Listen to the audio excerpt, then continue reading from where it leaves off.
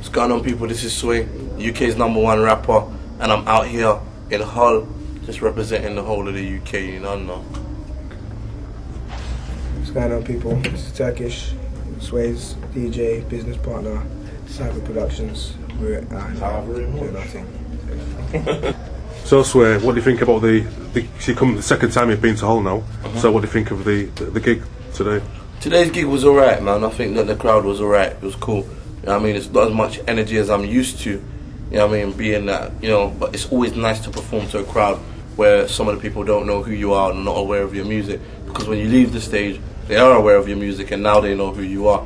So it's all about growth and development. And you know, I'm very spoiled in the sense that the last few months I've been performing to crowds that have come out predominantly for Sway, whereas today, you know, people have come out for a number of different acts. So it's like the fans of, you know, like someone like B wouldn't be the fans of Sway, but at least now they're aware of Sway, you know what I mean, and I'm aware of the fans of B, you know what I mean?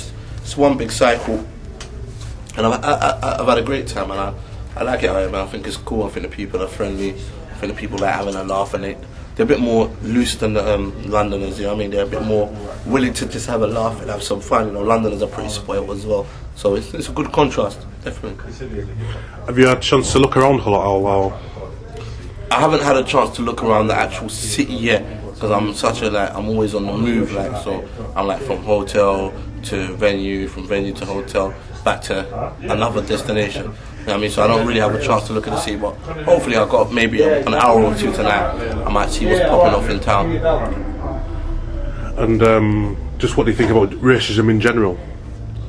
What I think about racism in general is that at the end of the day, racism is always going to be about. You know what I mean? That's one thing we need to get to grips with, but it's how we educate people. I mean, racism is going to be there forever because people are always going to have something against someone else forever. It's like, you know, you can narrow it down. It's like you got racism between black people alone, you know what I mean? You got some West Indians that don't respect Africans, some Africans that don't respect West Indians, and then within the Caribbean, you got the Jamaicans, tour manager over there.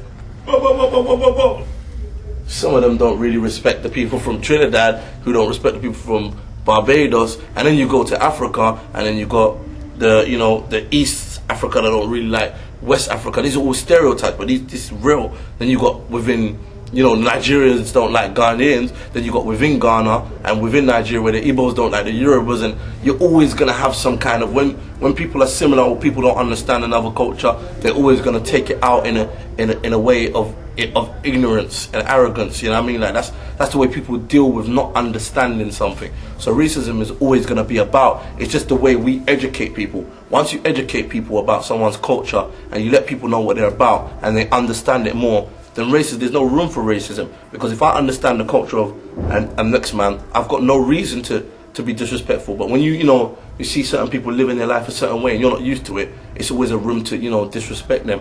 I mean, so racism is always going to be about. We can't stamp out racism forever, but what we can do is educate people who are open-minded and who are not racism by trait. You know what I mean? So as far as I'm concerned, you know what I mean, racism doesn't really exist in my world personally, you know what I mean, because I work with all different kinds of people, black, white, Asian, mixed.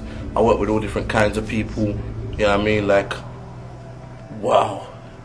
I work with all different kinds of people, and it's just like, I'm just not even on that whole racism thing. And you know, a lot of artists, some artists still feel racism when they do the shows. I don't really care, to be honest with you. As long as the crowd jumping, you know what I mean? That's my main priority. Get the crowd jumping, get the crowd moving. You might have a few oddballs in the crowd, but they come with the service. You know what I mean?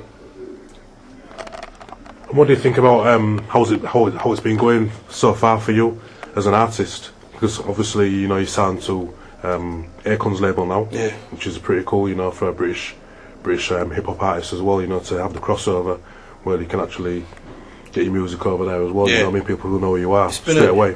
It's been a wonderful experience, man. I was one of the first rappers to really set the precedent for this whole independent thing. I was one of the few rappers that didn't, you know, sign up to a major label. You know what I mean? Like, you know, a lot of rappers who were signed before are now independent. I'm doing well independently, and it's because of me. I'm joking. No, but it is because of me. Like, I've just, you know, it's a phenomenal experience to see that a template that I've built and that we've created just out of trial and error is being followed by so many people, and it's just a good experience, man. Joining up with Convict Music and being a part of Akon's Soul Library, like, this is not something I looked for. This is something that came to me. You know what I mean? Like, there was one point where Chameleon Air, Pharrell, Lupe Fiasco, Wu-Tang, who else can I say? Joe, Jeezy. Young Jeezy, they all wanted to sign me. You know what I mean? Like, there was one point where I was having meetings left, right and centre with all these different Americans, but Akon was the one I took the most seriously, because not to disrespect any of the others, because they've been really good to me, and you know, I sat down and talked to Pharrell about stuff and situations like that. But Akon, we got the African connection going on, so he understands where I'm coming from when I say I want to represent. I want to represent the UK and represent Britain, because I'm a product of British society. You know what I mean? I was born in Britain, raised in Britain. English is my first language.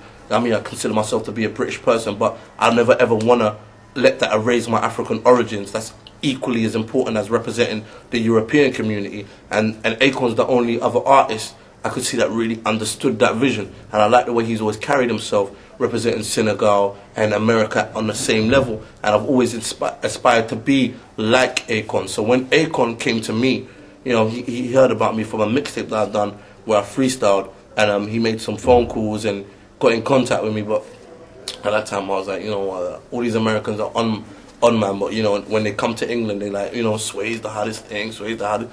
But when they go to America, they're not talking about Sway. So I'm just like, you know, let me just do my own thing in my own field. But Akon was one person that really, him and Lupe Fiasco, they're one of the people, some of the people that took my name to America and was mentioning me in interviews and was talking about a kid in the UK, and this is the reason why I joined up with Convict Music.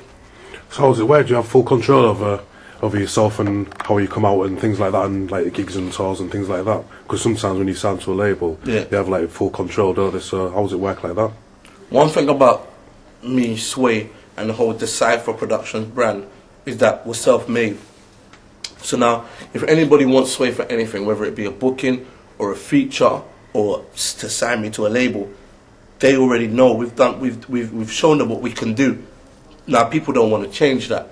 They want to take what we do and take it to another level and present it to another audience. So there's no point signing Sway to change Sway, because Sway is no longer Sway once you change Sway. People sign me, Akon personally, he signed me, and even I've sat down with him and he's like, you know what, do what you want to do.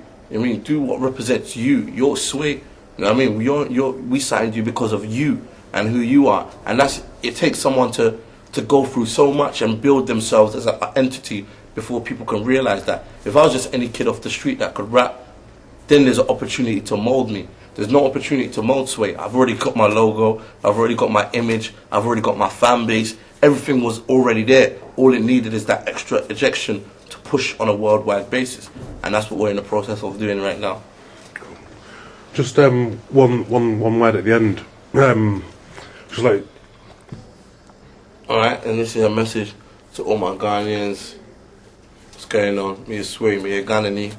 We're representing my own in Amidawa Sipa. So I'm just saying that I thank everybody for supporting me, and I'm representing for all of them on a worldwide level. And also, I don't know when you're going to show this or when you're going to put this on your site, but I would like to say my official pa, which means Happy New Year and Merry Christmas. Respect, man. Respect. Safe. Say something in Turkish. Something in Turkish. Nah.